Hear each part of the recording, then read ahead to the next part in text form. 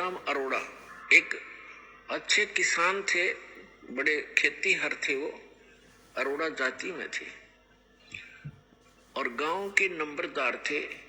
गांव में उनकी बहुत अच्छी खासी जो महिमा थी।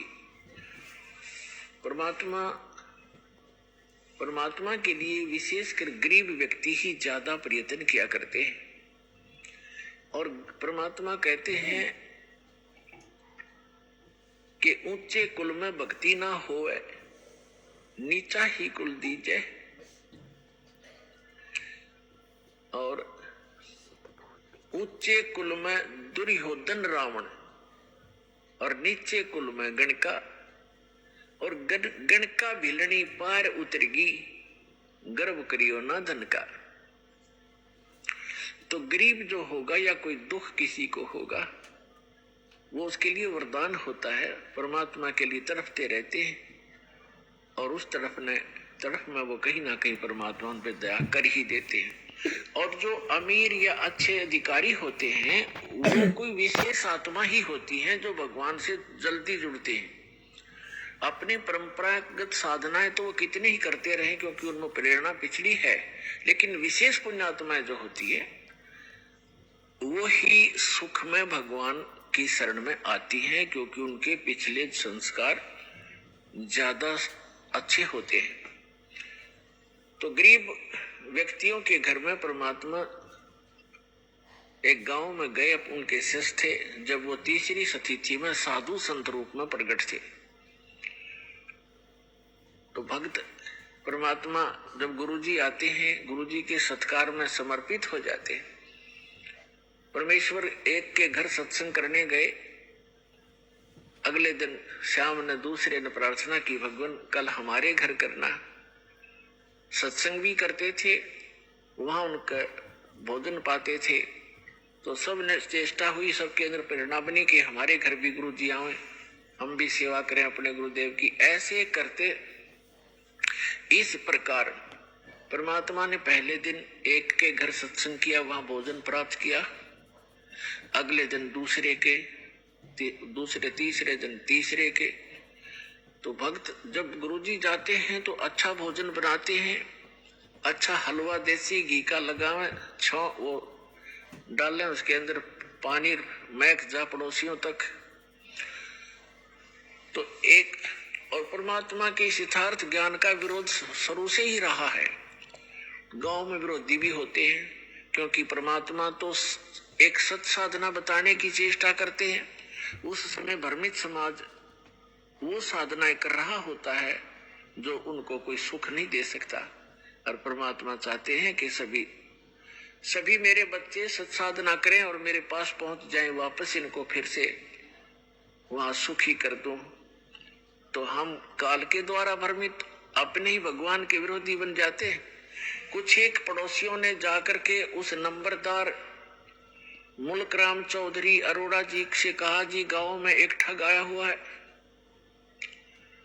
और गरीब व्यक्तियों को लूट रहा है, रोज अच्छे माल खाता है, बढ़िया हलवा बनाते हैं, खीर बनाते हैं और चलते समय पूजा लेकर जाता है और ये करेगा बिगाड़। वहां रात को सत्संग करते हैं, बहन बेटियां भी जाती हैं और कोई गड़बड़ होगी गांव में, अब देख लो, संभल जाओ, उसको निकाल दो यहां से। अब पुण्यात्मा होते हैं, उस मुल्क राम जी के मन में ये आया कि भी साधु संतों के साथ खसना नहीं चाहिए। प्यार से ही देखूंगा मैं वास्तविकता क्या है, फिर मैं कोई बात करूंगा। तो मुल्कदास जी ने फिर सावधानी बरती। जिधर सत्संग थे उस साइड से गलियों से निकलकर खेतों में जाने लगा तो क्या देखा कि तीसरे दिन किसी के घर में छौंक लगा और फिर हलवे का बनाने का समय हो गया। वो निकल कर जा रहा था, उसने आई महक कि भी हलवा तो बना रखा है। अगले दिन वो तीसरे के घर में, चौथे के घर में, तो मुल्कदास ने सोचा भी अब बात तो सचमुच है, तो रोज हलवे खावे है, देखते न्यू कौन है कैसा है। तो परमात्मा बैठे थे। ए ठगवाड़ा ठगी देश, उसको पहचान ले तो फिर हम पारे हो जावे, हम पहचान ही नहीं पाते उस परम पिता को, हम अपनी अटकलों से उसकी डेफिनेशन बनाए बैठे हैं। अब मुलुकदास ने जाकर देखा, एक सिंपल सा आदमी बैठा है, दाढ़ी मूछ बड़ी हुई है, सफेद से कपड़े पहना है, गले में माला डाली है, जैसे एक साधु संत सा दिखे। मुलुकदास ने कहा कि ए भक्त, आप ये क्या कर रहे हो? आज तीसरा दिन हो गया मुझे देखते, अच्छे हलवे खाते हो, खीर खाते हो, आप अपना काम करके क्यों नहीं खाते हो? अपनी मेहनत करा करो, मजदूरी करनी चाहिए। अब जैसा भी वो नेक आत्मा था, अपने हिसाब से उसने खूब औपचारिकता से बात तो कही सारी उल्टी, पर कही औपचारिकता से। तब परमात्मा ने कहा, देखो भक्त, देखो चौधरी साहब, मुझे तो भगवान बगैर किए ही दे रहा है, खूब खीर खाता हूँ, हलवे खाता हूँ, परमात्मा के गुण गाता हूँ। यदि सभी लोग, सभी संसार भगवान की भक्ति करे जैसे मैं कर रहा हूँ, तो सभी को हलवे रोज ही मिल जाए। आप भी प्राप्त कर सकते हो खीर और हलवे। मुल्कदास को ये बात जची नहीं, क्योंकि हम तो उस घिसी पिटी दंत कथा पर आधारित है कि करके खाना चाहिए, अब करे बिना तो हुए को नहीं, करके तो खाना चाहिए, पर भगवान का गुण भी गाना चाहिए। और थोड़े से करने में बरकत नहीं दे दे भगवान फिर। लेकिन उस समय परमात्मा ने उसका वो चाबी लगानी थी, तो वो कहने लगा कि क्या तेरा भगवान मुझे खिला देगा बैठे को? क्या तेरा भगवान मुझे बगैर काम किए खिला देगा? परमात्मा बोले कि आप विश्वास करोगे तो अवश्य खिला देगा। तो मुल्कदास ने कहा कि आज यदि आपके भगवान ने मुझे खाना खिला दिया शाम तक, मैं खाली पेट आया हूं घर से भी, तो मैं आपका चेला बन जाऊंगा, शिष्य। और यदि आपके भगवान आज शाम तक मुझे बगैर कुछ किए खाना नहीं खिलाया, तो तुझे मैं अपने खेतों में मजदूर बनाऊंगा। है मंजूर? कबीर साहब बोले मंजूर है मुझे। ठीक है। अब चौधरी साहब चले गए। पहले बड़े वन होते थे, जंगल होते थे, गांव के खेतों से भी थोड़ी दूरी पर जंगल होते थे, चारों तरफ वन। अपने खेतों के दूसरी साइड में चले गए जहां पर कोई देखे नहीं, और जंगल में जाकर एक वृक्ष के ऊपर चढ़ गए, ऊपर जाकर बैठ गया। अब ठीक है, दोपहर के 10-11 बजे सी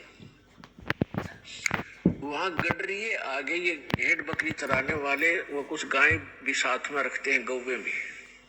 उनका कोई त्योहार था। उन्होंने अपने एक साथी से कहा कि आप यहाँ खीर बना लो। वहीं पर एक कुआं था छोटा सा, ये कुआं है यहाँ पर, इसमें से जल ले और यहाँ खीर बना लो इस वृक्ष के नीचे, उसी वृक्ष के नीचे जिसपे वो चौधरी साहब बैठे थे।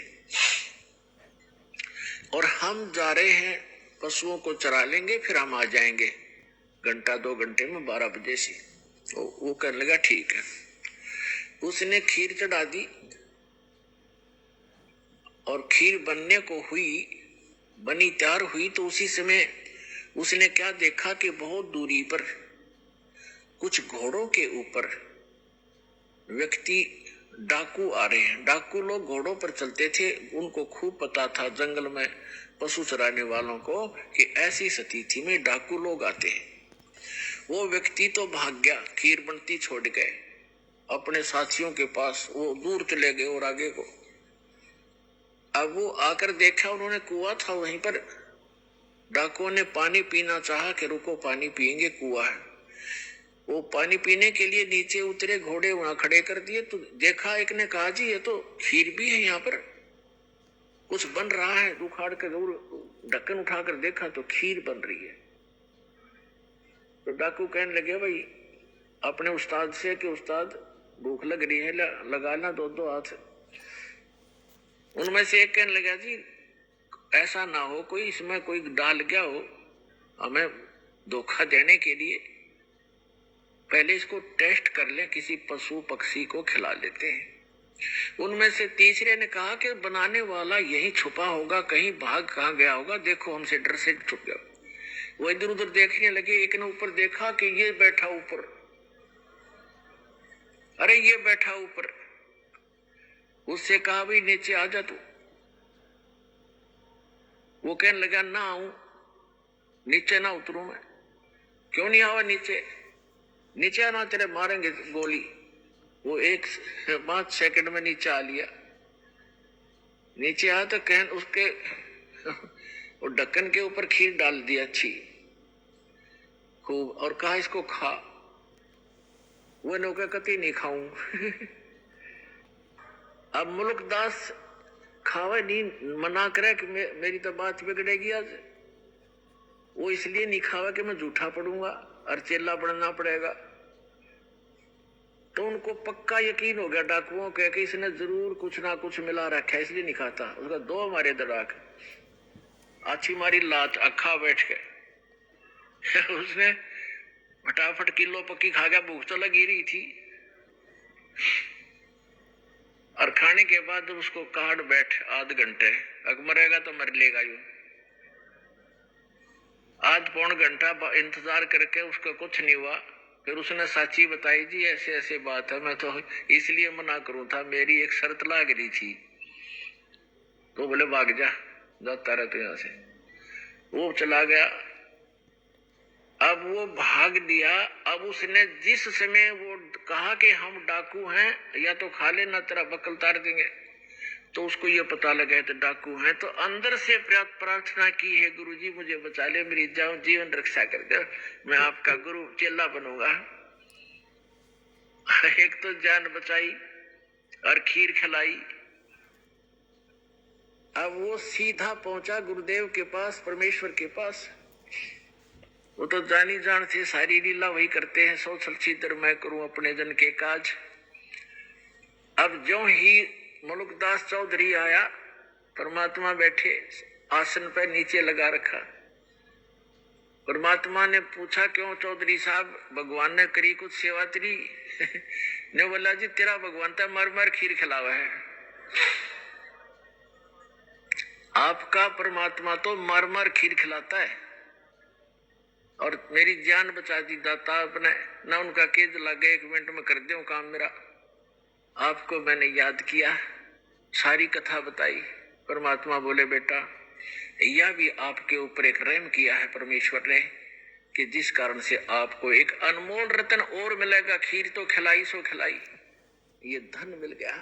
फिर उसको, क्योंकि विश्वास जल्दी नहीं होता, अब तो परमात्मा ने ऐसा ज्ञान दे दिया बच्चों, बालक बालक भी समझ सकते हैं, कबीर इज गॉड, ऐसे प्रमाण दास आपको दे देगा। तो इस समय के लिए वो प्रमाण बनाने थे परमात्मा ने। उन बच्चों को अपने को शरण में भी लेना था, उनका भी जन्म मरण का दीर्घ रोग मिटाना था।